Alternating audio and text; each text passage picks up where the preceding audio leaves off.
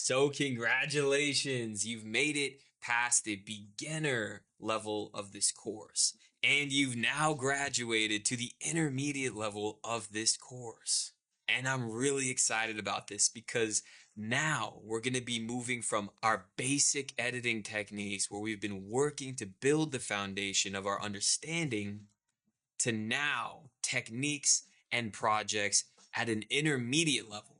So, some of the key techniques from this section are going to be an updated and more complex level of workflow, pulling selects, creating our rough edit, adding a more complex level of music, using new techniques to create an updated and more refined secondary edit. And then we're going to learn how to use montage in a brand new way to create special moments in our videos. And finally, we're going to take our video refinement on the visual and audio level to a brand new standard. So get your editing software ready, grab some coffee, and I will see you in the next lecture.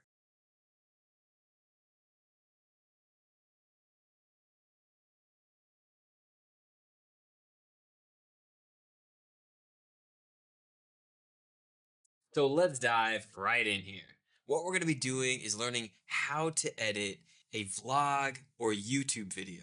So the idea of this section is that we'll be using the editing process of an actual YouTube style video to learn more about intermediate level editing techniques. It's a little bit more on the complex side, so I'm not going to be able to transfer all the footage that I have for you to download. So you'll either be using your own footage that you have, if you have a vlog that's ready to edit, a YouTube video that's ready to edit, or footage that you have that's of a more complex level than the footage we've already worked on.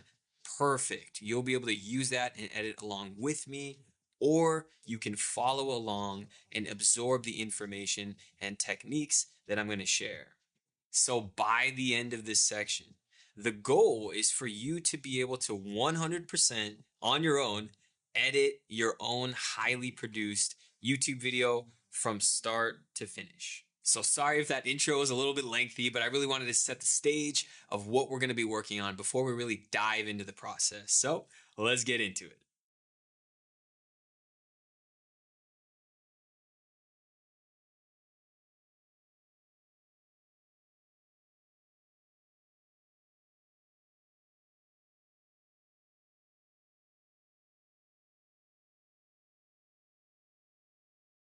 Okay, so at this point, you should either be ready to follow along with me, or if you have footage that you're going to be editing with alongside me while I'm going through these techniques, you should have that footage queued up on your computer and ready to be organized. So let's hop in here. So here we have all my raw footage from my shoot for this project. Now, it's already in 3 different folders because I shot it on 2 separate cameras. So one camera, I captured the 1D footage, or one folder, I captured the card from the 1D footage on. Another folder, I captured the footage from the card on the 5D. And this one is a mixture of both from a day where I was shooting all the intro shots for the project. So you can organize the sections or categories of your raw footage in folders depending on whatever way makes most sense for your project to specify that raw footage. If it's all daytime footage that you want to keep together, put that in a daytime footage folder. If it's all intro or outro footage you want to put together, put that in the folder at this step. Now, the next thing that we would do would be to copy our raw footage and then navigate to a separate space that's off of the hard drive that your raw footage is on so that we can have a backup separately. So I'm going to create vlog backup, and then I would simply go ahead and copy this footage and paste it into the backup folder. And once that's done, we have our footage ready to go. We have a copy of it. Next up is to open up our editing software and get things cooking. I'm going to go ahead and create a new project. I'm going to title it Filming Studio Vlog because this is a project where I'm showing the behind the scenes and the whole process of setting up my brand new studio. So that's going to be the title. And then now we're going to go to the original folder right here, and we're going to create a editing software file just like we've done before. Hit choose and hit OK. That's going to keep all of our editing assets in the proper folder. Next up, we're going to drag our raw footage into our editing software. And as you can see, this is 198 gigs. So this is going to take a second. We're going to go ahead and skip forward. This is why I wasn't able to transfer this specific footage from this project to you guys. Perfect. Now we have our raw footage in our editing software. And you're going to notice at the bottom right of the screen, it says generating peak files. And it's going through the different MOV files that we have. What that means is it's generating the audio waveforms for our different shots. So depending on how much footage you have, that's what will dictate how long that process is going to take. You can still start your edit while this is happening, but you won't be able to sync up your footage because it hasn't developed the waveforms to sync up footage to yet. Okay, and while this is finishing generating our peak files for our footage, because there's a lot of it, I actually wanted to give a little pro tip here. Now, you may have noticed that while I was clicking through our raw footage, you might have noticed this labeling that I did here with color on the side of our clips. Now, the reason I do that, so let me just explain by plugging in. Come on, buddy. There we go. By plugging in this CF card with footage on it. And if we navigate to the main place where the footage is kept on this card, we can see that I'm using these color labeling as well. So we have all of these photos from the card that are one color from one shoot. And then once we go down the card, we have another color from a different shoot on that card. So the color is telling me that it's from a specific shoot. And the color is also telling me, which is very important, that this is content that I captured off of the card. If you've done it before, you know that sometimes you pull information, content off the card, you put it on a hard drive, and then you bring out the card another time, and then you don't know, did I capture that? Did I not capture that? Anytime it's labeled with a color, I know 100% that it's been taken off the card, put on a hard drive, and it's ready to be formatted or deleted off the card so that it's not taking up any extra space and the card doesn't fill up on my next shoot, which is really important. So if we take a look here, we can see that there's content on this card that hasn't been captured yet. Why? Because it doesn't have the labeling. So that's just a mini pro tip that I wanted to give you that's going to help you as you progress to this intermediate level of editing when there's a lot of different content from a lot of different shoots or scenes on multiple cards. So put that trick into your editing toolkit and let's hop back into the edit.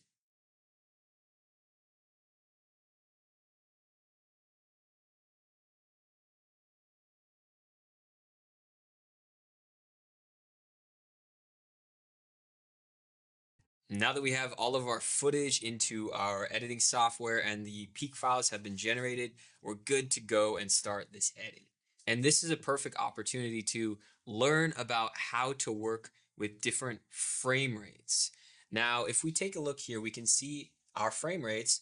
All of these clips are shot at 23.976, which is going to be most of the time the frame rate that you're working with for normal speed footage, aka 24 frames a second. Why cameras in the US shoot at 23.976 frames per second instead of 24 frames a second, I don't know. If you know, maybe leave it in the Q&A, but that doesn't matter so much. What does matter is that this footage is always going to play back in real time.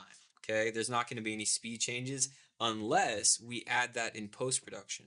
But what I want to focus on is utilizing clips that you may have and that we have in this edit that are shot at double the standard frame rate, which is 60 frames per second, or because I don't know why camera companies do this, 59.94 frames per second. They just couldn't add that little 0.06 frames per second. I don't know. It doesn't make sense to me. But what we're going to learn here is how to slow down this footage so that when we drag it into our timeline, it's automatically playing back as smooth, buttery B-roll slow motion footage. Now, the first step is to highlight all of the footage that we want to adjust the frame rate playback from. And then the next step, which you'll see why we do this in a moment, is to label it and change the color. Now, the reason we're going to do this is because now we know that all this is going to be our slow motion footage. Generally, for YouTube videos, you're going to have your A-roll coverage or your main interview, you talking to the camera, like what's going on right now. And then you're going to have your cutaway shots. So if it's a travel vlog, you have you speaking to the camera, doing your travel vlog thing, pointing, doing whatever. And then there's going to be footage that you shoot where you're getting slow motion footage of cars, of scenery, of really cool places that you're shooting. And that's going to be your B-roll or secondary shots or cutaway shots.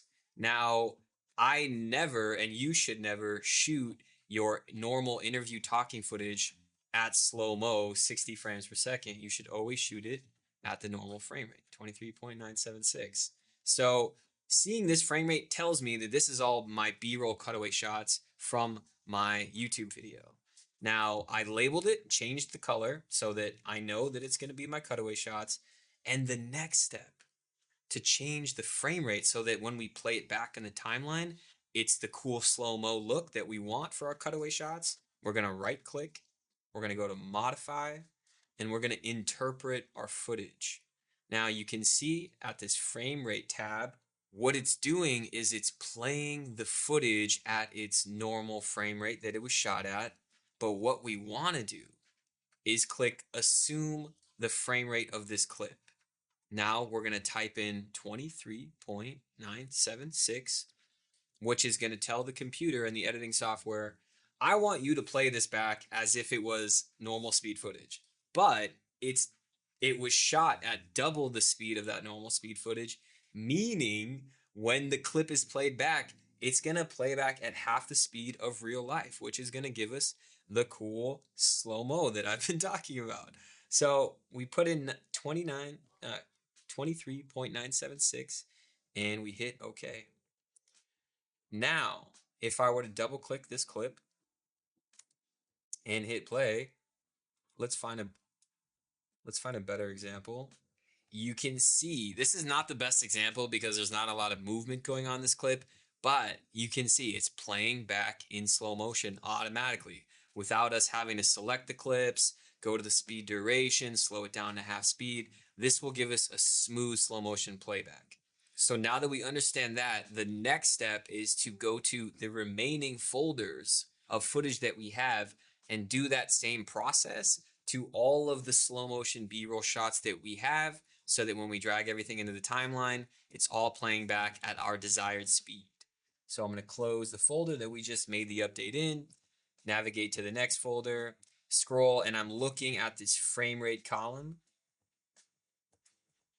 Okay, we have some slow-mo footage here.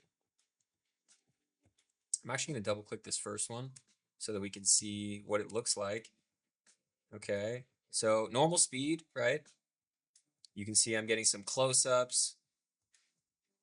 And what we're going to do now is select these clips.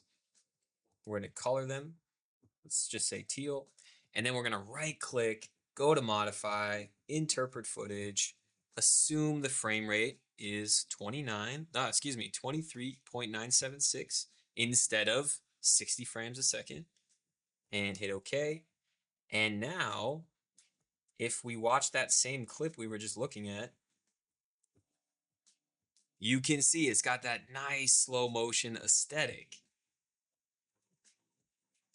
Now we've got one more folder in here. God, this has got a lot of footage. Oh my gosh. And it looks like this last folder is probably all talking footage because I don't see any slow motion shots.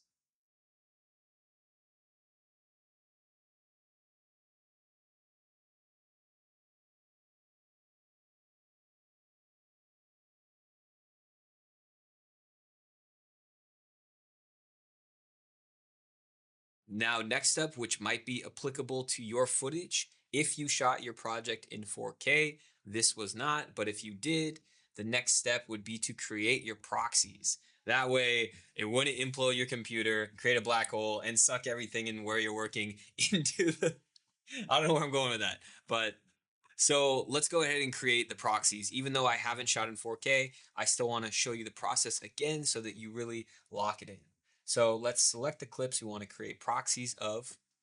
Right click those clips, go to proxy, create proxies, and you can choose, I would recommend either medium or low, depending on your computer's speed and editing capacity.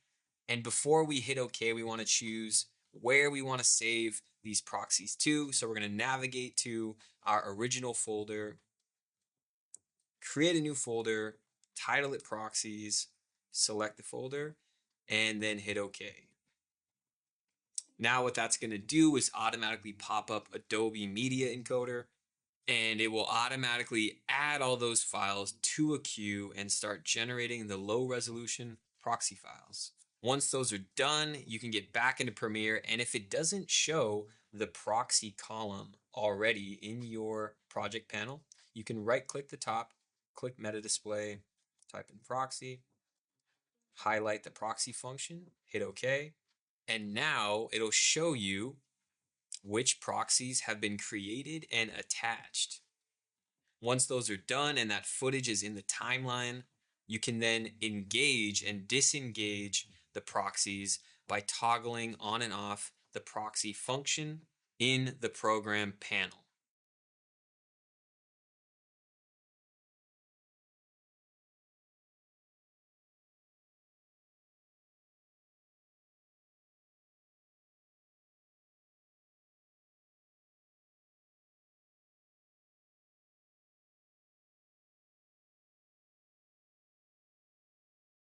Now that we've learned how to change the frame rate for our slow motion clips and we've created our proxies if needed, it's time to pull our selects of our content.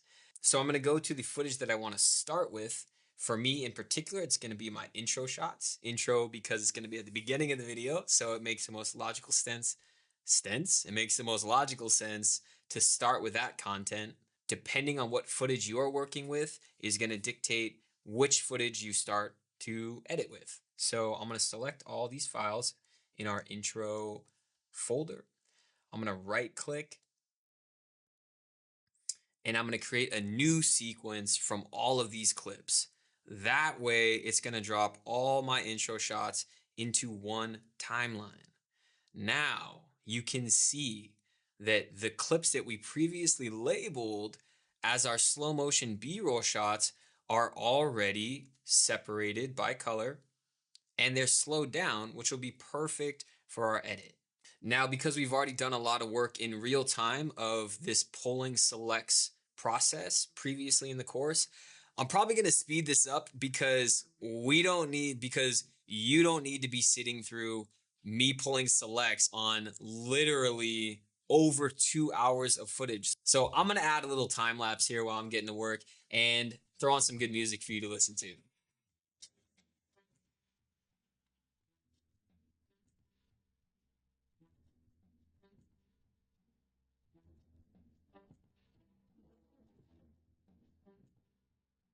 Perfect. And as I'm pulling selects here, this is actually the perfect, I just said perfect twice. This is a great opportunity for me to share an excellent technique for synchronizing shots from different camera angles. Now, remember at the beginning of this project when we were waiting for our editing software to generate our peak files? That's these files right here. These are the waveform files that show you the information in the audio layer.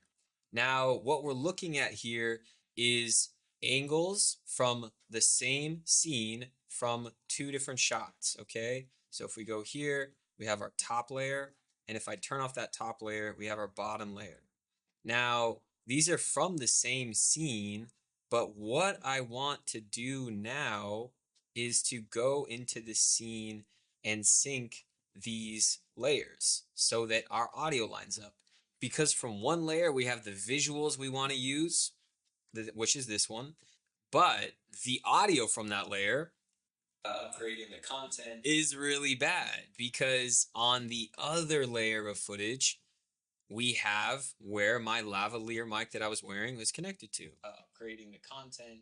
And so what we want to do is sync up this footage with this great visual, with this footage, with the great audio that we want to use. So the process of that is to select the two layers that you want to synchronize. We're going to right click, we're going to click synchronize. And boom. Now we have, I'm going to mute the layer that we don't want the footage from. I'm going to mute the layer that we don't want the audio from. Getting the content, and I wanted to show. And we have the proper angle with great sounding audio. Now, if I unmute that one and now mute this one, behind the scenes, that's the original we're working with that we don't want to use. So we got our job done. But now there's a problem. If I undo this and we go back, you can see that when we synced it, this layer hopped over and actually overwrote, deleted, this layer of footage that we don't want to delete. So the way around that is to always make sure the top layer you're working with is in front of the layer you're syncing it with. Now, if we do that same exact process, I hit synchronize. It's scooting over the top layer. We're not deleting anything behind it, and we still got to sync at how our clips, okay? So now what I'm gonna do is that same process. So I'm gonna go ahead and scoot everything over, bring over our top layer, put it in front or before chronologically this clip so that it doesn't push back this clip into what's behind it. So I'm gonna go, and I'm going to right click, hit synchronize, boom, and there we go. As we can see, it's lined up the audio waveforms. And the reason I don't just go and select all of these clips and just hit synchronize is because in Premiere specifically, I'm not sure about Final Cut Pro, but you can only do 2 audio waveforms at a time to synchronize. So I'm going to go ahead and do this process to the rest of our clips that we want to sync. Perfect. So now I have all of our intro shots for the beginning of our vlog with good audio and get all the shots needed. So, and they're synced up and ready for the rest of our selects to be pulled.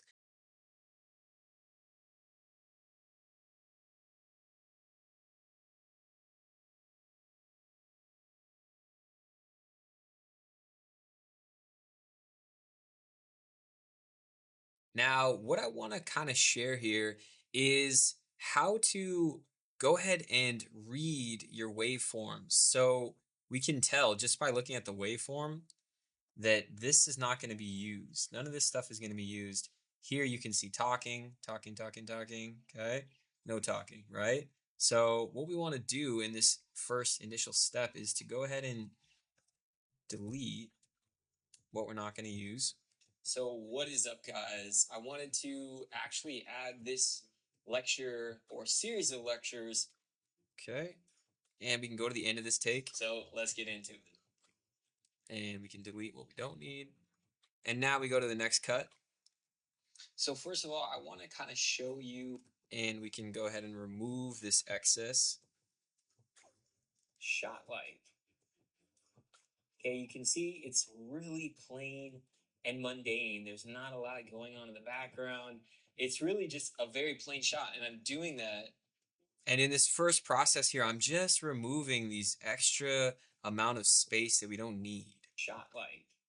And we're not worrying about what's going to make it in the final edit right here. We're not worrying about what our viewers are going to see in the final video. We just want to start trimming out what's not needed so that we can start to see our edit take shape, start to take shape. Okay, now it looks like I did a take here and the footage is actually blurry. Now, until I figure out if I redid this take, I'm assuming that I definitely did, but until I figure that out, I'm gonna wait and leave it in, just in case that's the only usable take that I have. And what we're gonna be effectively doing here is building our select sequence that's gonna start to look like this versus the original raw sequence, which looks like this with a lot of extra space and a lot of mistakes and areas that just aren't going to make it in the final edit. So I'm going to continue to read my waveforms, which is going to save a lot of time in the long run because you can go ahead and scrub through the video, hit play to see if that's a good part, scrub through, hit play, scrub through, hit play, or you can look at your waveform, you know nothing's there, nothing's there, nothing's there. So I can really ninja my way, scrub right to where it ends, scrub to right where it begins, scrub right to where it ends, do the same thing, scrub here, scrub to here, and continuously let the audio of my clips dictate where my initial cuts are going to be for the selection process. So now I'm going to go ahead and finish pulling the selects on this initial intro footage and we'll see what we get next.